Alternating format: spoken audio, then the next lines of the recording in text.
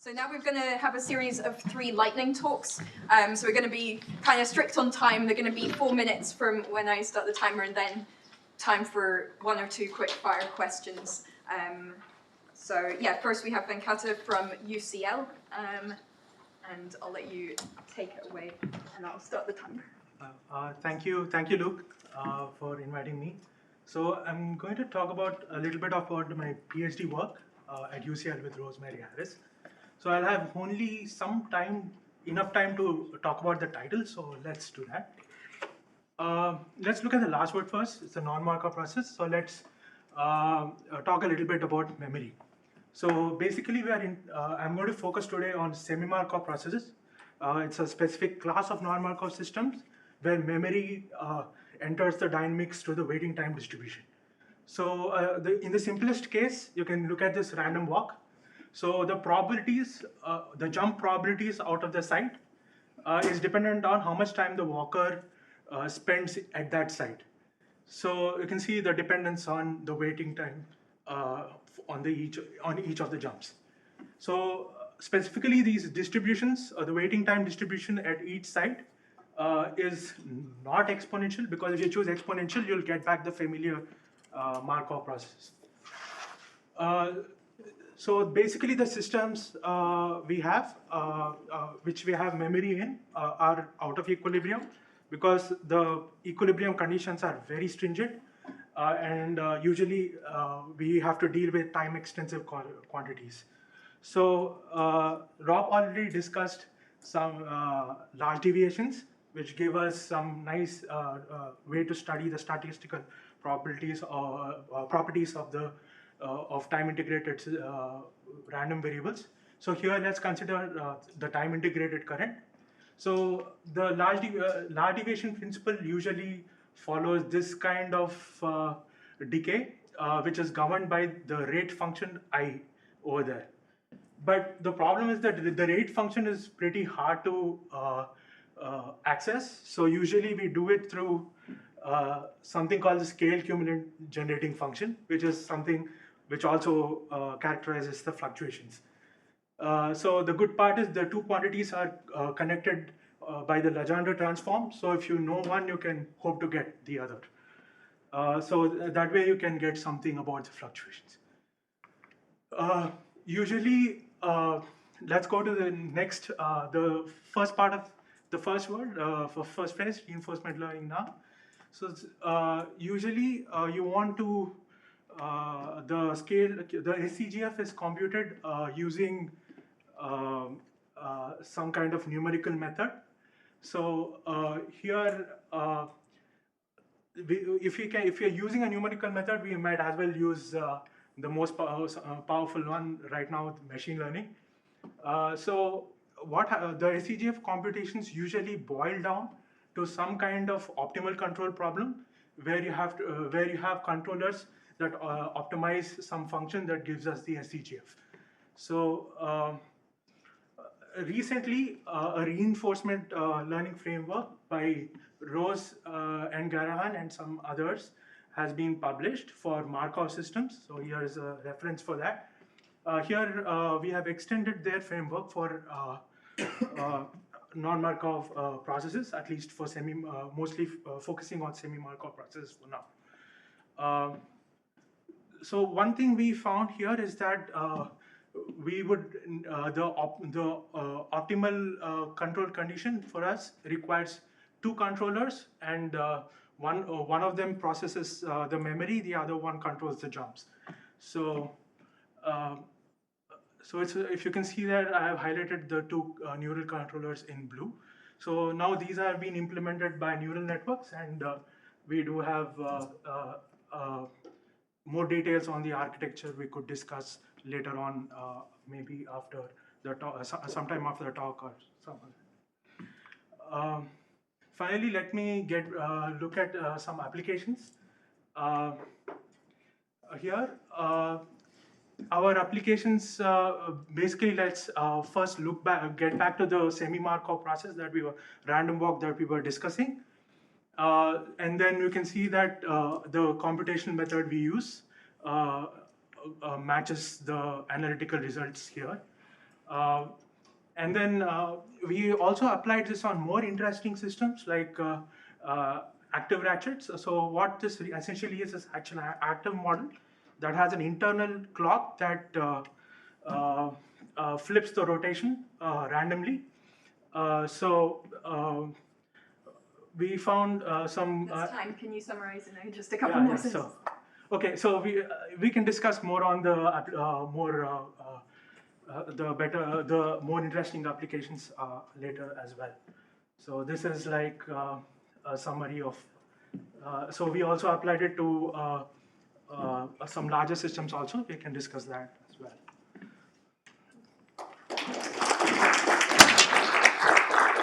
Thank you, Venkata. We'll get the next person set up, and in the meantime, while they're moving laptops, maybe we have time for a question while we're moving laptops, if anyone has a quick fire question. Yeah, good one. So I guess these systems have like 6 or 8 degrees of freedom or something. What's the scaling with the number of states for this kind of stuff? So we have now tried with two models, but two sites. It's because of the nice properties of neural networks, we can actually, in principle, we can get many more sites as well. So, thank you. Okay, thank you for the talk. Very lightning. Right, time for our next lightning talk from Janik Schuttler from Cambridge, and take it away. Yeah, cool. Thank you very much. Hi everyone, I'm going to give you a very, very short preview on our work on minimum work protocols for dragging active particles using harmonic traps. So this is kind of what Sarah mentioned in the outlook of her talk. So I'm just very briefly going to introduce the system that we consider. So we think of some particle. That particle is active, so we think of it as having some sort of like little engine. Rob and Sarah kind of introduced more rigorously what we mean by that. This particle is confined in a harmonic trap, and it diffuses in one dimension. And then we kind of single out 2 positions in this one dimension, and we move the trap from the center of the trap from one position to the other position in finite time.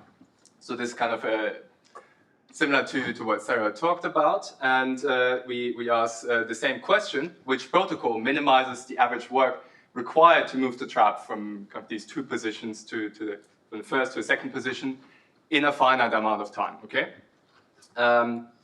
So this is again a problem from optimal control theory. The average work functional is also identical to what Sarah introduced us to earlier. But the particles are not active, and there's no viscoelastic medium in the background. Cool. Okay, so we're going to briefly talk about 2 different cases, which are called open loop and closed loop control. I'm going to talk about in a minute what exactly the difference is between them. Let's first talk about the open loop control. So what is the protocol that minimizes the average work? It looks like this. We can stare at this for a bit, and then we see some interesting features, more or less interesting. There's a linear regime in the middle, and there's okay, this doesn't quite work. So there's 2 discontinuous jumps on the outside here, but kind of the main takeaway is that this solution is not actually new. We have seen it already in Sarah's talk. It's the very same solution as in the passive case, which has already been found in 2007 in the seminal paper by Schmiedel and Seifert. So it's kind of surprising. The activity does not change the solution at all. We didn't quite, we were not expecting that, but yeah, it's kind of an interesting result, but it may be also a bit underwhelming. So we kind of thought how to spice things up a little bit, and this is what led us to the closed loop control. The setup is the same in the closed loop control. The difference is that we now allow for an initial measurement of the self-proportion. Yeah, so we think of this as some sort of Maxwell daemon that can, like take an instantaneous measurement at time t equals to 0 of the self-proportion, magnitude, and orientation. We then, depending on the measurement outcome, choose an optimal protocol out of a family of optimal protocols, and we execute the protocol as before. And we can now ask the question, how does the optimal protocol look like now? And we see it's actually changed quite dramatically. So we can see there's still 2 jumps, but for example, we see straight away there's a non-linear dragging regime in between. We can also see one interesting thing is that there's like there's the initial jump, which is away from the target, even though the safe proportion measurement in this case, which is indicated by this arrow, points towards the target. So that's kind of interesting. We can also show that the measurement on average reduces the work required to execute the protocol. And we can also show that this is a non-trivial effect. So it works best at intermediate persistence times. We can optimize this whole thing further to extract work, which we can use to build an information engine. And this and a lot more is to be discussed. So if you're interested in this, then please come find me afterwards. I'd be delighted to speak to you and hear your thoughts on all this. Thank you very much.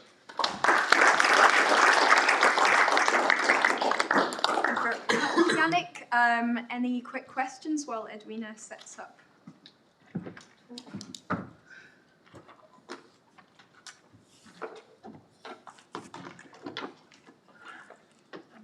You use reinforcement learning.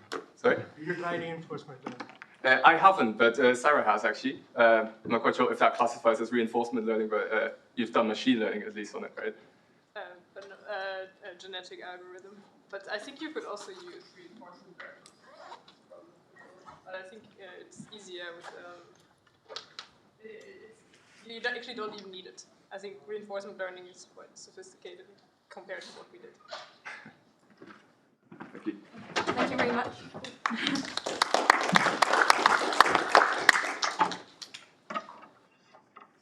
Okay, next up, for the last lightning talk, we have Edwina from UCL.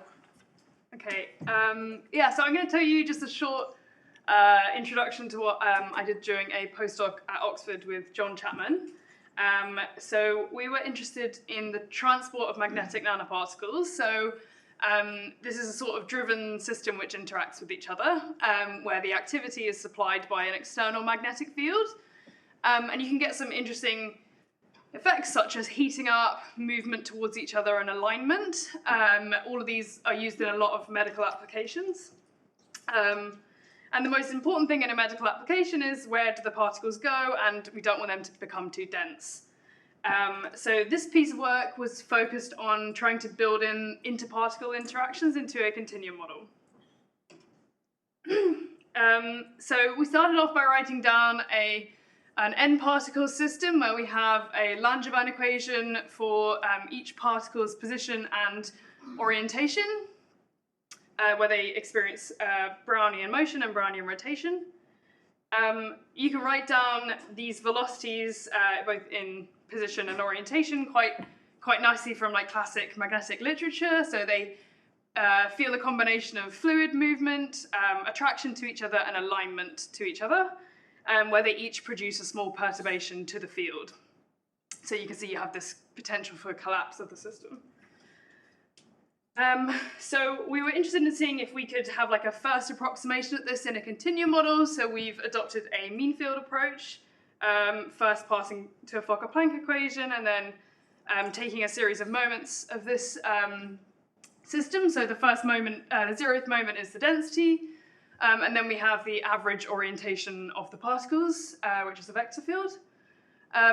So if we take the limit that we have a large number of particles, and that they all contribute to the field, that the total contribution is sort of the same size as the external field, you can end up with the following system. So you have essentially a transport equation for particle density where you have a nice expression for the effective magnetic field, which is a combination of the external plus some function of the magnetic scalar potential, which is determined by local alignment. So we're interested in what you can do with this mean field model, noting that we haven't got collisions or like steric interactions included in this at this point. So the first thing we did was just a linear stability analysis of this to see if we can say when is the constant density state stable and when do we expect the system to collapse? So we can get this black line, which is a function of the Peclet number compared to the initial density. So more diffusion means you're able to save yourself from collapse. And we can compare this to discrete simulations. So this is a case where you have not much diffusion and the system collapses into chains with the magnetic field applied vertically. And if you have much more diffusion, you're able to avoid the system aggregating by just having like too much diffusion to stay in chains. We've explored a little bit how you would look at sort of steric interactions in this case and what the stability region might look like. This is still something we're exploring and something we haven't managed to match to the discrete simulations yet. So this would be this orange region where you're predicting that it's going to be linearly unstable, but we haven't found that yet in the discrete simulations. So I'd be happy to chat to anyone about that. And thank you for listening.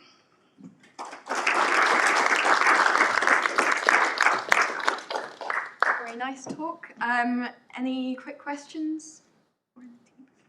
Yes. The equation in the stochastic differential equation for your spin SI. Yeah.